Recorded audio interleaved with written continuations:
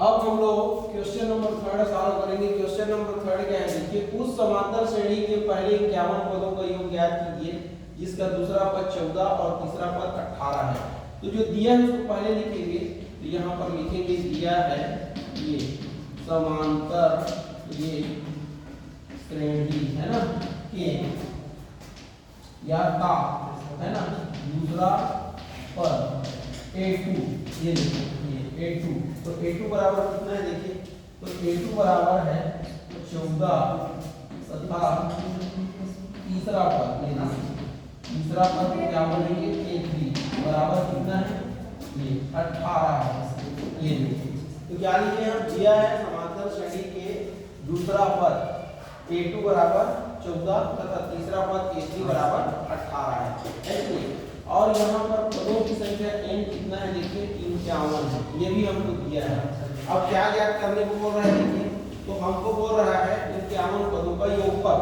तो ये देखिए n पदों का योगफल बराबर क्या होता है, ये होता है n/2 और ये 2a प्लस n-1 इंटू 3 होता है। तो यहाँ पर देखिए n क्या है, तो n है हमारा पदों की संख्या, ये पदों की संख्या जो हमको प्रश्न में देखिए दिया है, कितना दिया है 51 ये। तो ये हमको 51 दे दिया है। इसके बाद a क्या है, तो प्रथम पद है, ये देखिए क्या है प्रथम पद है। तो ये दिया है या नहीं दिया है। और d क्या है, तो d है सार अंतर, ये देखिए ये सार अंतर है कौन, ये d। ये भी हमको नहीं दिया है। तो चलिए ये तो हमको दे दिया है, पहले इसको और इसको ज्ञात करेंगे तभी हमको ये मिलेगा, ठीक है। तो d कैसे ज्ञात करेंगे देखिए, तो d बराबर होता है यहाँ पर होगा ये देखिए तीसरा पद ऋण क्या हो जाएगा, दूसरा पद हो जाएगा, ये देखिए है कि नहीं। तो d बराबर तीसरा पद क्या है देखिए, तो तीसरा पद है हमारा 18 और दूसरा पद क्या है हमारा 14। तो d का मान कितना आ गया देखिए, 18 में 14 घटाओगे तो 4 आ गया, ठीक। अब देखिए यहाँ पर किसी भी जो समांतर श्रेणी होता है उसमें A1 क्या है पहला पद है, A2 क्या है दूसरा पद है, A3 क्या है तीसरा पद है और A4 क्या है बताइए चौथा पद है, ये देखिए है कि नहीं। अब यहाँ पर देखिए हम लोग d ज्ञात करते हैं, तो d बराबर क्या होता है बताइए, तो d बराबर होता है A2 माइनस होता है A1 ये, ठीक है। और d बराबर ही क्या होगा, ये A3 माइनस क्या होगा A2 होगा, ये देखिए।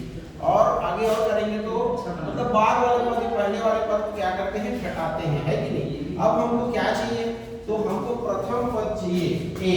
तो यहाँ पर हम लोग प्रथम पद को क्या लिए हैं A1 लिए, क्या लिए हैं A1 लिए हैं। तो अगर इस फार्मूला को हम यूज करें तो मिल जाएगा, देखना d कितना है 4 ये है कि नहीं ये। तो d कितना है 4, तो 4 रख दो। इसका A2 का मान देखो, A2 का मान कितना है हमारे पास, ये A2 का मान 14 है ना, यहाँ पर A2 हम रख देंगे 14, फिर ऋण कितना हो जाएगा A1 ये। तो A1 को इधर ले आओ, या एक काम करो आप ऐसा कर सकते हो, ये देखिए हाँ ये 4 को उधर ले जाओ तो क्या हो जाएगा, यहाँ शून्य बचेगा बराबर, ये 14 ऋण A1 4 उधर जाके ऋण 4 हो जाएगा, देखिए। अब इस बार ऋण A1 को इधर ले आओ तो धन A1 हो जाएगा, तो ये 14 ऋण 4 हुआ ना, तो A1 का मान कितना आ गया, 14 4 घटाओगे तो 10 आ गया, देखिए ये। तो ये A1 का मान कितना मिल गया आपको, तो A1 का मान मिल गया आपको 10 मिल गया ये। अब हमको क्या ज्ञात करना था देखिए, तो हमको ज्ञात करना था Sn, ठीक है। तो लिखेंगे ये सूत्र से, कहां से सूत्र से। तो सूत्र से देखिए ये Sn बराबर क्या होता है n/2 और ये 2a प्लस n-1 इंटू क्या होता है d होता है ये। अब यहाँ पर मान रखेंगे हम लोग कितने पदों का योगफल हो रहा है 51 पदों का, तो ये हो जाएगा s और n का मान कितना हो जाएगा 51 बराबर ये हो जाएगा 51/2 ये।